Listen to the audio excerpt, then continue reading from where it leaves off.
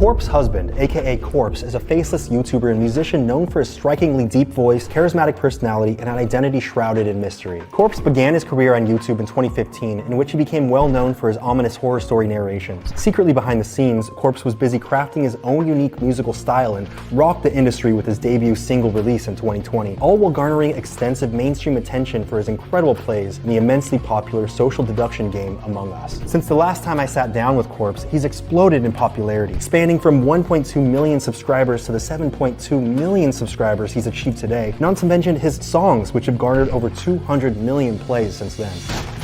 My name's Anthony Padilla, and today I'm going to be sitting down with Corpse to learn what it's like to live a completely anonymous life while simultaneously becoming possibly one of the most popular creators and musicians of this generation. Has this meteoric rise to super fame been a blissful experience as a seemingly infinite amount of doors have been opened for Corpse in his career? Or has the added pressure of millions of new fans and new critics with their own expectations and layers of scrutiny cause an existential struggle behind the scenes for someone who's already opted to keep their identity completely hidden from the outside world?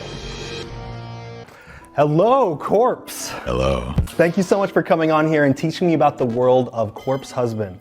I got a whole world to myself now. The last time you were on here, that was the first time you were ever on camera, right? The first time you ever had cameras pointed at you? Yeah, it was fucking terrifying. Part of me thought that you were not gonna end up doing it because I know it was so nerve-wracking for you. Dude, it was so scary. Before we did that interview, you were like laying on the couch right outside, just like, I didn't know that you saw that. like, I wanted to give you space, but I was like, your anxiety is not a joke. Yeah, because I was last to do the interview, so I had longer to think about it.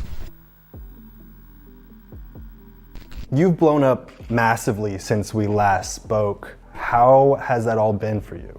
Good and bad, of course. There are a lot of amazing things that have came from it, and also very difficult things to deal with that came from it as well. So, I mean, overall, it's a positive, of course. Has it been easier to keep your identity hidden, considering everyone wears a face mask now thanks to COVID? It's been easier because of that, because nobody looks at me like I'm a freak anymore when I wear a mask in public. But also, since I've grown so much, I feel like everyone's staring at me every time I leave my house. So it's gotten scarier. Do you have to like change your voice when you're out in public? I avoid talking at all costs anywhere in public. Do you think that you're more confident now in your decision to always be faceless than you were before? Last year was at my breaking point with it, where I was just gonna like be less careful until it inevitably happened, and now I feel like I have to be really, really careful again. I feel like I would be happier in a world where I could be myself openly and not worry about like hiding from everybody.